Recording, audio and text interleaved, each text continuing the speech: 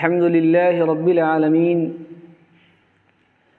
والعاقبة للمتقين والصلاة والسلام على سيد الأنبياء والمرسلين وعلى آله وأصحابه أجمعين أما بعد فقد قال الله تعالى في القرآن المجيد يا أيها الذين آمنوا عليكم أنفسكم لا يضركم من ضل إذا اهتديتم إلى الله مرجعكم جميعا فينبئكم بما كنتم تعملون صدق اللہ العظیم۔ محترم بزرگوں اور دینی بھائیوں، ابھی میں نے قرآن کریم کی جس آیت کی تلاوت کی ہے یہ عجیب و غریب آیت ہے۔ اس آیت میں اللہ تعالیٰ نے ہم سب کی ایک بیماری کی تشخیص کی ہے۔ اللہ سے زیادہ ہم سب کے نفسیات کو کون جاننے والا ہے؟ اللہ نے اس آیت میں ہم سب کی ایک بیماری کو بتلایا، اور ہمارے معاشرے کے اندر ایک بہت مشہور سوال ہے جو کثرت سے لوگ کیا کرتے ہیں، اس سوال کا جواب دیا ہے۔ سب سے پہلے میں اس سوال کی وضاحت کر دوں جو ہمارے معاشرے کے اندر عام طور پر لوگ کیا کرتے ہیں۔ آپ حضرات اپنے معاشرے کے اندر نظر اٹھا کر دیکھیں گے تو یہ محسوس کریں گے کہ معاشرے کے اندر معاشرے کی اصلاح کے لیے، گاؤں والوں کی اصلاح کے لیے، بستی والوں کی اصلاح کے لیے، اپنی اولاد اور اپنے رشتہ دار کی اصلاح کے لیے بہت سی تنظیمیں، بہت سے افراد کام کر رہے ہیں، بہت سی جماعتیں کام کر رہی ہیں، جلسے ہو رہے ہیں، تبلیغ کا کام ہو رہا ہے، مسجد کے اندر بھی بہت سے اعمال ہو رہے ہیں، اور اس کے علاوہ اس کے لیے کئی جماعتیں، انجمنیں اور تنظیمیں ہیں جو اس پر کام کر رہی ہیں۔ لیکن آپ دیکھیں گے کہ اصلاح کے بجائے لوگ فساد کی طرف جا رہے ہیں۔ اصلاح کم اور فساد زیادہ ہے، بگاڑ زیادہ ہے۔ ہزاروں لوگ اس کام پر لگے ہوئے ہیں کہ لوگوں کی اصلاح ہو جائے، معاشرے کی اصلاح ہو جائے، لیکن معاشرے کی اصلاح نہیں بلکہ معاشرہ بگاڑ کی طرف جا رہا۔ سوال یہ پیدا ہوتا ہے کہ ہماری یہ محنت ہے، یہ رائے گاہ کیوں ہے؟ ہماری ان محنتوں سے ہمیں کامیابی کیوں نہیں ملتی؟ لوگ اصلاح کے بجائے فساد کی طرف کیوں جا رہے ہیں؟ یہ سوال بڑی کثرت سے لوگ کیا کرتے ہیں۔ اللہ تعالیٰ نے اس آیت کریمہ میں اس سوال کا جواب دیا، یا ایھا الذین آمنوا علیکم انفسکم۔ اللہ نے یہ بتلا دیا کہ اے لوگو، تمہاری یہ تنظیمیں، تمہاری یہ کوششیں یہ کیوں کامیاب نہیں ہے، اور کیوں تم معاشرے کی اصلاح میں کامیاب نہیں ہو پا رہے ہو؟ اس کی وجہ یہ ہے کہ اللہ نے جو قاعدہ بتایا، یا ایھا الذین آمنوا علیکم انفسکم، اے ایمان والو پہلے اپنی خبر لو۔ اس قاعدے کو ہم نے چھوڑ دیا، اس اصول کو ہم نے چھوڑ دیا۔ آپ نظر اٹھا کر دیکھیے، اللہ کے جس بندے کے اندر بھی اصلاح کی فکر ہوتی ہے کہ معاشرے کی اصلاح ہو جائے، یا جس تنظیم کے اندر بھی فکر ہوتی ہے، وہ سب سے پہلے اس اصلاح کا آغاز دوسروں سے کرتے ہیں۔ اگر ہمارے دل میں جذبہ پیدا ہو جائے کہ معاشرے کی اصلاح ہو جائے تو ہم اپنے آپ کو نہیں دیکھتے، ہم دیکھتے ہیں کہ ہمارا گاؤں والا، ہمارا پڑوس والا، ہمارا فلاں رشتہ دار یہ کیسا ہے۔ پہلے ہم اس سے ابتدا کرتے ہیں کہ بھائی آپ اصلاح کیجیے، آپ سدھر جائیے۔ پہلے ہم یہ نہیں کرتے کہ اپنے آپ کو سدھار لیں۔ اللہ تعالیٰ یہ بتلا رہے کہ لوگوں، تمہاری یہ تنظیمیں اس لیے ناکام ہیں، تمہاری کوششیں اس لیے ناکام ہیں کہ تم اصلاح کا آغاز دوسروں سے کرتے ہو۔ اصلاح کا آغاز دوسروں سے کرنے کے بجائے اصلاح کا آغاز اپنے سے کرو۔ پہلے اپنی اصلاح کرو، اس کے بعد دوسرے کی اصلاح کرو تو خود بخود اصلاح ہوگی۔ اور یہ تعلیم اور یہ طریقہ نبی اکرم صلی اللہ علیہ وسلم نے ہمیں سکھایا۔ صحابہ کرام کی زندگی میں یہ طریقہ ملتا ہے۔ صحابہ کرام کی زندگی کو اٹھا کر دیکھیے، ان کی زندگی کو پڑھیے تو آپ کو یہ محسوس ہوگا کہ صحابہ کرام سب سے پہلے اپنی فکر کرتے تھے۔ حضرت حنظلہ رضی اللہ تعالی عنہ، یہ حنظلہ وہ حنظلہ ہے جو حنظلہ ابن الربیع ہیں۔ ایک حنظلہ گزرے ہیں صحابی جن کا نام ہے حنظلہ بن مالک، فضائل اعمال کے اندر بھی پڑھیں گے، اس میں بھی یہ واقعہ لکھا ہوا ہے کہ ایک حنظلہ وہ صحابی ہیں جن کے ساتھ یہ واقعہ پیش آیا کہ وہ شادی کر کے آئے اور پہلی رات تھی اور صبح میں انہوں نے اعلان سنا کہ جنگ ہو رہی ہے، مسلمانوں کو شکست ہو رہی ہے، اور وہ غسل کرنے کے لیے گئے تھے، غسل کرنا بھول گئے اور جہاد میں نکل گئے اور وہیں شہید ہو گئے۔ تو فرشتوں نے انہیں غسل دیا، غسیل ملائکہ کہا جاتا ہے۔ اور ایک حنظلہ وہ ہیں جن کے ساتھ یہ واقعہ پیش ہے، دونوں الگ الگ حنظلہ ہیں۔ بعض لوگ نہیں سمجھتے ہیں اس بات کو تو وہ فضائل اعمال پر اعتراض کر دیتے ہیں، جیسے بعض غیر مقلدین کہتے ہیں کہ فضائل اعمال میں تو الٹ سلٹ بات لکھی ہوئی ہے، تضاد ہے اس کی روایتوں کے اندر۔ وہ تضاد کیا ہے کہ جب یہ کہا جا رہا ہے فضائل اعمال میں ایک جگہ کہ حضرت حنظلہ رضی اللہ عنہ جب پہلی رات ہی گزاری بیوی کے ساتھ اور چلے گئے اور میدان جنگ میں شہید ہو گئے، تو پھر ان کے بیوی بچے کہاں ہوئے؟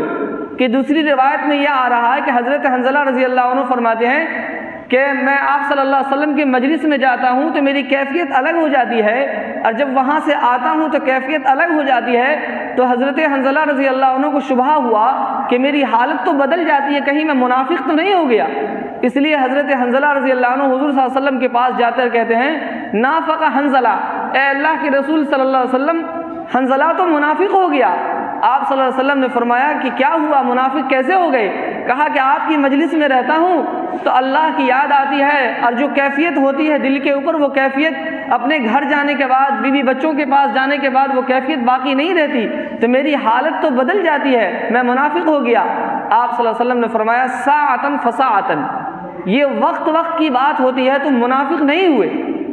تو بعض لوگوں نے اعتراض کیا کہ فضائل اعمال میں ایک جگہ لکھا ہوا کہ حضرت حنظلہ آپ صلی اللہ علیہ وسلم کی مجلس میں آتے ہیں تو کیفیت بدل جاتی، اور بیوی بچے کے پاس جاتے ہیں تو کیفیت بدل جاتی، اور ایک روایت میں ہے کہ حضرت حنظلہ رضی اللہ عنہ ایک رات بیوی کے ساتھ گزارے اور شہید ہو گئے، تو پھر بیوی بچے کہاں سے آئے؟ یہ لوگ کہتے ہیں کہ یہ غلط بات لکھی، یہ ان کی سمجھ کی غلطی ہے۔ اصل میں حنظلہ دو صحابی گزرے ہیں، ایک حنظلہ جن کے ساتھ شہادت والا واقعہ پیش آیا، جن کو فرشتوں نے غسل دیا، وہ حنظلہ بن مالک ہیں، اور یہ حنظلہ جن کا واقعہ میں ابھی آپ حضرات کے سامنے بیان کر رہا ہوں کہ جنہوں نے کہا کہ اللہ کے رسول حنظلہ منافق ہو گیا، یہ حنظلہ بن ربیع ہیں۔ یہ دونوں الگ الگ صحابی ہیں، دونوں الگ الگ ہیں، اس لیے واقعہ الگ الگ ہے۔ بہرحال میں یہ عرض کر رہا تھا کہ صحابہ کرام کی زندگی کو دیکھیں تو ان کی زندگی میں یہ ملے گا کہ صحابہ کرام پہلے اپنی فکر کرتے تھے۔ حضرت حنظلہ رضی اللہ عنہ، ان کو اس بات کی فکر نہیں ہو رہی کہ کوئی فلاں آدمی منافق ہو گیا۔ انہوں نے یہ نہیں کہا کہ اللہ کے رسول فلاں صحابی کو ہم نے دیکھا منافق ہو گیا، فلاں صحابی کے عمل میں ہم نے کوتاہی دیکھی، نہیں، انہوں نے اپنے آپ کو دیکھا، اپنے آپ کو ٹٹولا کہ ہماری کیا کیفیت ہے، اور پھر کہا اللہ کے رسول میں تو منافق ہو گیا۔ تو دیکھیے صحابہ کرام اپنی فکر کر رہے ہیں کہ میں کس حال میں ہوں، میرے اعمال کیسے ہیں، میرے اخلاق کیسے ہیں، میرے طور طریقے کیسے ہیں، اپنی فکر ہو رہی۔ حضرت عمر رضی اللہ تعالی عنہ، یہ اس وقت کی بات ہے جب حضرت عمر رضی اللہ تعالی عنہ خلیفہ بن چکے تھے، امیر المؤمنین تھے، آدھی دنیا سے زیادہ پر ان کی حکومت تھی۔ اس وقت حالت یہ تھی کہ حضرت حذیفہ بن یمان رضی اللہ عنہ کو بلا کر کے کہتے ہیں کہ اے حذیفہ، تمہیں خدا کا واسطہ ہے بتاؤ کہ میرا نام اس فہرست میں تو نہیں جو فہرست منافقین کی ہے۔ حضرت حذیفہ رضی اللہ عنہ آپ صلی اللہ علیہ وسلم کے رازدار صحابی کہلاتے ہیں۔ آپ صلی اللہ علیہ وسلم نے دنیا سے رخصت ہونے سے پہلے حضرت حنظلہ رضی اللہ عنہ کو مدینہ منورہ میں جتنے منافقین تھے ان کی فہرست بتا دی تھی کہ کون کون آدمی منافق ہے۔ صحابہ کرام جب کوئی مرتا تھا تو صحابہ کرام اس کے جنازے میں حضرت حذیفہ رضی اللہ عنہ کو تلاشتے تھے کہ حضرت حذیفہ اس کے جنازے میں ہے کہ نہیں۔ اگر جنازے میں حضرت حذیفہ رضی اللہ عنہ ہوتے تو اس بات کی گواہی ہوتی کہ یہ مرنے والا آدمی مسلمان ہے، اور اگر وہ نہیں ہوتے تو سمجھ جاتے کہ یہ منافق ہے، اس لیے حضرت حذیفہ رضی اللہ عنہ اس کے جنازے میں نہیں آئے۔ تو آپ صلی اللہ علیہ وسلم نے حضرت حذیفہ رضی اللہ عنہ کو مدینہ منورہ کے تمام منافقین کی فہرست دے دی تھی۔ حضرت عمر رضی اللہ عنہ جب امیر المؤمنین بن چکے ہیں، اس وقت وہ حضرت حذیفہ رضی اللہ عنہ کو بلا کر کہتے ہیں کہ حذیفہ خدا کا واسطہ ہے بتاؤ کہ میرا نام اس فہرست میں تو نہیں جو فہرست منافقین کی تم کو دی گئی ہے، خدا کے واسطے بتا دو میں منافق تو نہیں ہوں۔ دیکھیے حضرت عمر رضی اللہ عنہ جیسے جلیل القدر صحابی، ان کو اس بات کی فکر ہے کہ کہیں میں منافق تو نہیں، اپنی فکر ہو رہی ہے، اپنی فکر ہے کہ میں کیسا ہوں، میرے اندر کیا خرابی ہے، میرے اندر کیا کمی ہے، یہ دیکھ رہے ہیں۔ اس لیے صحابہ کرام کی جو تنظیمیں چلی، صحابہ کرام نے جو دعوت کا کام کیا، صحابہ کرام نے جو کچھ بھی کیا اس میں کامیابی ملی، چونکہ اصلاح کا کام انہوں نے اپنے ذات سے شروع کیا تھا۔ آج ہم اصلاح کا کام دوسروں کے ذات سے شروع کرتے ہیں۔ جب جذبہ پیدا ہوا اصلاح معاشرہ کا تو سب سے پہلے ہم دوسروں کو کہتے ہیں کہ بھائی سدھر جاؤ، اپنے آپ کو نہیں دیکھتے کہ ہم سدھرے کہ نہیں سدھرے، ہمارے اخلاق کیسے۔ نبی اکرم صلی اللہ علیہ وسلم کی سیرت کو دیکھیے، آپ صلی اللہ علیہ وسلم کی سیرت ایسی سیرت کہ جس نے 23 سال کے اندر پورے جزیرۃ العرب نہیں بلکہ پوری دنیا کی کایا پلٹ دی۔ آپ کی ایسی سیرت، آپ کی زندگی کیا تھی؟ آپ صلی اللہ علیہ وسلم نے ہم کو اور آپ کو تمام مسلمانوں کو 5 وقت نماز پڑھنے کا حکم دیا۔ کتنے وقت کی نماز کا حکم دیا؟ 5 وقت کی نماز کا حکم دیا، لیکن آپ صلی اللہ علیہ وسلم پوری زندگی پابندی کے ساتھ 8 وقت کی نماز پڑھتے تھے۔ 5 وقت کی نماز کا حکم دیا اور 8 وقت کی نماز آپ صلی اللہ علیہ وسلم پوری زندگی پابندی سے پڑھتے رہے، فرض کی طرح۔ ایک تو 5 نمازیں جو ہم اور آپ پڑھتے ہیں، وہ چاشت کی نماز، اشراق کی نماز اور تہجد کی نماز، یہ تینوں نمازیں آپ صلی اللہ علیہ وسلم پوری زندگی پابندی سے پڑھتے رہے۔ تو 5 وقت کا حکم دیا اور 8 وقت خود پڑھتے رہے۔ آپ صلی اللہ علیہ وسلم نے روزے کا حکم دیا، سال بھر میں 1 مہینے کے روزے کا، اور آپ کا معمول یہ تھا کہ سال بھر کا کوئی مہینہ ایسا نہیں جاتا جس میں 3 روزے کم سے کم آپ نہ رکھتے ہو، بلکہ کسی مہینے میں اس سے زیادہ بھی روزے رکھتے تھے۔ آپ صلی اللہ علیہ وسلم نے یہ حکم دیا کہ جب روزہ رکھو رمضان کے مہینے میں اور مغرب کا وقت آئے تو افطار کر لو، افطار میں تاخیر نہ کرو۔ اور آپ صلی اللہ علیہ وسلم روزہ رکھتے تھے، افطار کا وقت آتا افطار نہیں کرتے تھے، دوسرے دن بھی روزہ رکھ لیا، تیسرے دن بھی روزہ رکھ لیا، لگاتار روزہ رکھتے تھے، افطار بیچ میں نہیں کرتے، لگاتار روزہ رکھتے تھے۔ صحابہ کرام نے جب دیکھا کہ آپ صلی اللہ علیہ وسلم بھی ایسا کرتے تو ہم بھی کریں گے، تو آپ صلی اللہ علیہ وسلم نے منع فرما دیا، کہا کہ تم ایسا نہ کرو، تم مغرب کے وقت میں افطار کر لیا کرو، اس لیے کہ میرے اوپر اپنے آپ کو قیاس نہ کرو، اللہ مجھے کھلاتا ہے اور پلاتا ہے، تم میرا مقابلہ نہ کرو، میرے اوپر قیاس نہ کرو۔ تو آپ صلی اللہ علیہ وسلم نے 1 مہینے کے روزے کا حکم دیا، اور خود پورے سال کا کوئی مہینہ ایسا نہیں گزرتا جس میں 3 روزے نہ رکھتے ہوں۔ آپ نے لگاتار روزہ خود رکھا، لیکن دوسروں کو لگاتار روزہ رکھنے سے منع فرمایا۔ زکوٰۃ کا مسئلہ ہے، جب زکوٰۃ کی باری آئی تو اپنی امت کو حکم دیا کہ اپنے مال کا 40واں حصہ نکالو، یعنی ہمارے مال کے 40واں حصہ کا مطلب وہ 2.5% نکالو۔ اور آپ صلی اللہ علیہ وسلم کی حالت یہ تھی کہ گھر میں جو بھی کچھ آیا وہ اللہ کے راستے میں صدقہ۔ بلکہ ایک روایت کے اندر ہے کہ ایک مرتبہ آپ صلی اللہ علیہ وسلم مسجد میں تشریف لائے، مؤذن صاحب نے اقامت کہہ دیا اور اب نماز شروع ہونے والی تھی کہ آپ صلی اللہ علیہ وسلم مصلی سے ہٹ گئے اور اپنے کمرے میں چلے گئے۔ وہاں گئے، پھر تھوڑی دیر میں واپس آئے اور نماز پڑھائی۔ صحابہ کرام کو بڑا تعجب ہوا۔ صحابہ کرام نے کہا اللہ کے نبی صلی اللہ علیہ وسلم آج سے پہلے کبھی ہم نے نہیں دیکھا اس طرح کہ آپ آئے اور نماز کھڑی ہونے والی تھی، پھر مصلی سے ہٹ کر اپنے گھر میں چلے گئے، آخر ایسا کیا ہوا کہ آپ واپس چلے گئے؟ آپ صلی اللہ علیہ وسلم نے فرمایا کہ میں جب مصلی پر آیا تو میرے ذہن میں یہ بات آئی کہ میرے گھر کے اندر ضرورت سے زیادہ 7 دینار رکھے ہوئے ہیں، اور مجھے اس بات سے شرم آئی کہ میں اللہ کے دربار میں کھڑا ہو جاؤں اور میرے گھر میں 7 دینار رکھے ہوئے ہوں، اس کو میں پہلے صدقہ کر دوں، اس کے بعد اللہ کے سامنے حاضر ہوں۔ اس لیے میں واپس گیا اور اس کو اللہ کے راستے میں صدقے کیا، اس کے بعد آ کر کے میں نماز پڑھایا۔ تو آپ کی حالت یہ تھی کہ گھر میں جو کچھ بھی آیا اللہ کے راستے میں صدقہ کیا، لیکن امت کو حکم دیا کہ 2.5% صدقہ کرو۔ دیکھیے آپ کا عمل۔ غزوہ خندق کا موقع ہے، پورا عرب اتفاق کر چکا تھا کہ مدینہ کی اینٹ سے اینٹ بجا دیں گے، مسلمانوں کو دنیا سے مٹا دیں گے۔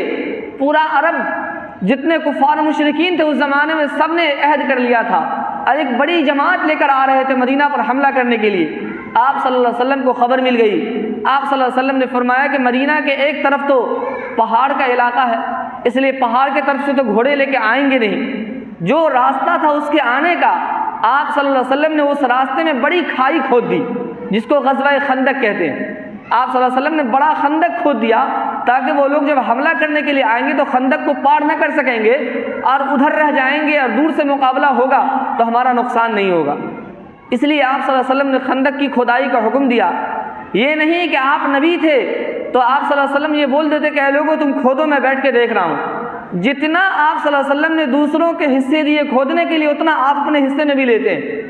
اسی خندق کی کھدائی کے درمیان ایک واقعہ پیش آیا کہ ایک صحابی نے آ کر کے آپ صلی اللہ علیہ وسلم سے کہا کہ اللہ کے نبی صلی اللہ علیہ وسلم، اس خندق کی کھدائی میں پتھریلی زمین، اس کو کھودتے کھودتے مجھے بھوک لگ گئی، اور بھوک کا یہ عالم کہ کھانے کے لیے کچھ نہیں ملا، تو میں نے پیٹ پر ایک پتھر باندھ لیا، کپڑا اٹھا کے دکھایا کہ پیٹ پر پتھر باندھے ہوا ہوں کہ کہیں میں گر نہ جاؤں، بھوک بڑی شدت کی لگی ہے۔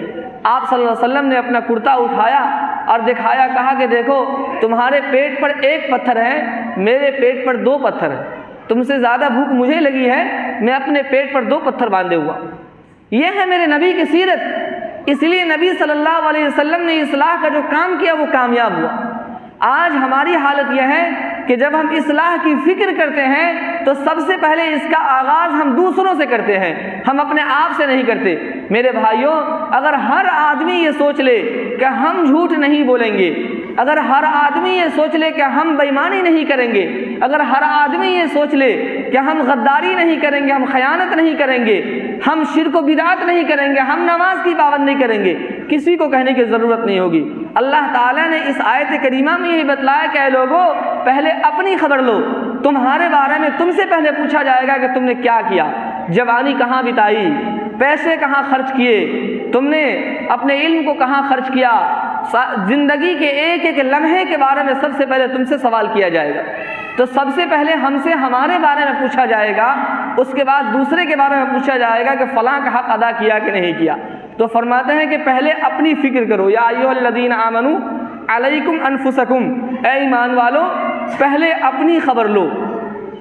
اگر تم اپنی خبر لے لیتے ہو، آگے فرمایا تو دوسرا آدمی اگر گمراہ ہے تو اس کی گمراہی سے تمہیں نقصان نہیں پہنچے گا۔ اور اللہ کے نبی صلی اللہ علیہ وسلم نے یہ تعلیم دی کہ جب ہم اپنی فکر کریں گے تو ہماری اس فکر سے دوسروں کو خود فکر پیدا ہوگی، اور جب ہم اپنی فکر کریں گے اور دوسرے کو کہیں گے تو انشاءاللہ العزیز اس کا فائدہ اس کو ملے گا۔ میرے بھائیوں، ہونا تو یہ چاہیے کہ ہم اپنی اصلاح کا آغاز اپنی ذات سے کریں، کوئی کرے نہ کرے لیکن ہم اپنی اصلاح کی فکر کریں۔ لیکن آج ہماری حالت کیا ہے؟ دل پر ہاتھ رکھ کر سوچئے گا ایسا ہوتا ہے کہ نہیں ہوتا ہمارے معاشرے میں؟ آج ہماری حالت کیا ہے؟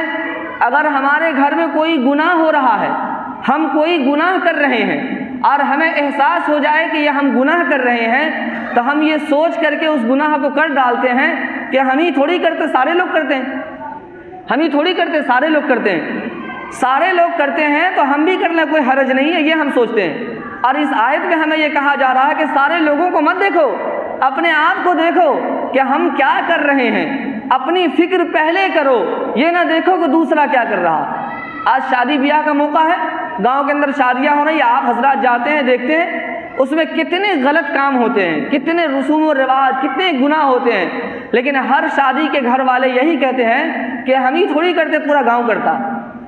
اگر ہر آدمی یہی سوچ لے کہ ہم ہی تھوڑی کرتے ہیں، پورا گاؤں کرتا ہے، کس کی اصلاح ہو سکتی ہے؟ آج ہماری بیٹی چست لباس پہنتی ہے، آدھا لباس پہنتی ہے، ننگے بدن نکلتی ہے، ننگے سر نکلتی ہے، اور وہ یہ سوچتی ہے کہ ہم ہی تھوڑی کرتے، ساری دنیا کی لڑکیاں کرتی۔ اگر یہی ہماری بیٹیاں سوچتی رہے تو بتائیے کہ کب وہ پردے کریں گی؟ برقعے نہیں لگاتی کہ برقع لگائیں گے کیسے؟ سارے لوگ تو بغیر برقعے کے چلتے ہیں، ساری عورتیں تو ہم کیوں لگائیں؟ میرے بھائیو، اگر یہ طرز عمل ہمارا رہا کہ سارے لوگ کرتے ہیں اس لیے ہم بھی کرتے ہیں، تو پھر ہماری اصلاح نہیں ہو سکتی۔ اصلاح اگر کرنی ہے تو ہمیں یہ دیکھنا ہے کہ سارے لوگ کیا کر رہے ہیں، اس سے مطلب نہیں، ہمیں یہ کرنا ہے کہ جس کا حکم اللہ نے دیا اور جس کا حکم رسول اللہ صلی اللہ علیہ وسلم نے دیا، اگر ہم نے یہ ٹھان لیا تو انشاءاللہ پورا معاشرہ سنور جائے گا، پورے معاشرے کی اصلاح ہو جائے گی۔ اللہ تعالی ہم سب کو کہنے سننے سے زیادہ عمل کی توفیق عطا فرمائے۔ وآخر دعوانا الحمدللہ رب العالمین۔